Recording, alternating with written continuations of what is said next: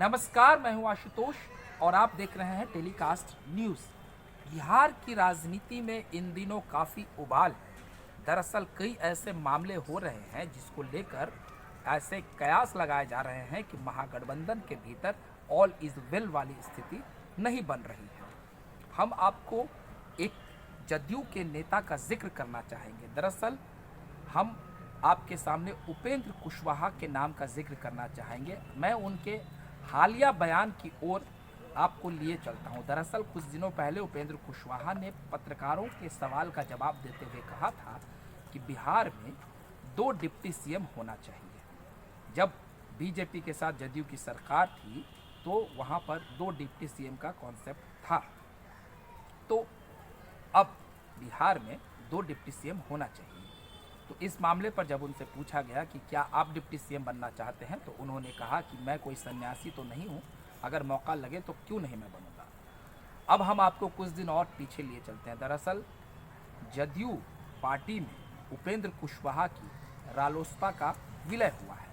जी हाँ, रालोसपा पार्टी को उपेंद्र कुशवाहा काफ़ी सालों से संचालित कर रहे थे, मगर किसी राजनीतिक लाभ के लिए उपेंद्र कुशवाहा ने अपनी पार्टी का विलय जदयू में करा लिया। तो निश्चित तौर पर उपेंद्र कुशवाहा को ऐसा लग रहा होगा कि अगर उन्होंने अपनी पार्टी का विलय कराया है तो उन्हें भी जदयू से किसी प्रकार का लाभ मिलना चाहिए।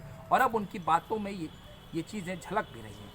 नीतीश कुमार ने उन्हें केवल एक लॉलीपॉप थमा दिया, उन्हें एक MLC महज बनाकर छोड़ दिया, जबकि उपेंद्र कुशवाहा इससे पहले केंद्रीय मंत्री भी रहे हैं और वो सांसद भी रहे हैं। बीजेपी के साथ जब वो थे तो काफ़ी बड़े पदों पर वो रहे, जब केंद्रीय मंत्री थे तो आप समझ सकते हैं। और आज वो बिहार में मंत्री भी नहीं बन पाए। तो इस पर हालांकि उपेंद्र कुशवाहा ने जो जवाब दिया, उन्होंने कहा कि मैं तो केंद्रीय मंत्री रह चुका हूं, तो मैं अब बिहार में मंत्री क्यों रहूँगा। लेकिन ऐसी कोई बात नहीं हो, उनके दिल में अभी भी ये चीज़ लगी है। और अब उपेंद्र कुशवाहा किसी तरीके से अपनी राजनीतिक जमीन तलाशने में लगे हैं। अब उनको ऐसा लग रहा है कि उनकी राजनीतिक भविष्य क्या होगी। तो बिहार में महागठबंधन के भीतर जिस तरीके से राजद के कुछ नेता, शिक्षा मंत्री चंद्रशेखर और पूर्व कृषि मंत्री जो हैं नीतीश कुमार पर हमलावर हैं, उससे ऐसा लग रहा है कि राजद की कोई रणनीति है जिसके तहत वो काम कर रही है और वो चाहती है कि बिहार में अब तेजस्वी प्रसाद यादव मुख्यमंत्री बने। वहीं उपेंद्र कुशवाहा भी किसी तरीके से घात लगाए बैठे हैं। उनके अंदर भी कोई महत्वाकांक्षा हिलोरी मार रही है और बीजेपी भी लगातार इस पूरी घटनाक्रम पर नजर बनाए हुए। तो कहीं ऐसा तो नहीं कि जो जदयू के 2 धुर विरोधी थे, RCP सिंह और उपेंद्र कुशवाहा, बीजेपी के इशारे पर एक प्लेटफॉर्म पर काम कर रहे हैं और बिहार में जदयू के विधायकों को वो तोड़ महाराष्ट्र वाला खेल कर सकते हैं। क्योंकि बीजेपी के एक सांसद ने भी हाल फिलहाल में यह बयान दिया है कि बिहार में भी जल्द महाराष्ट्र वाला खेल होने जा रहा है।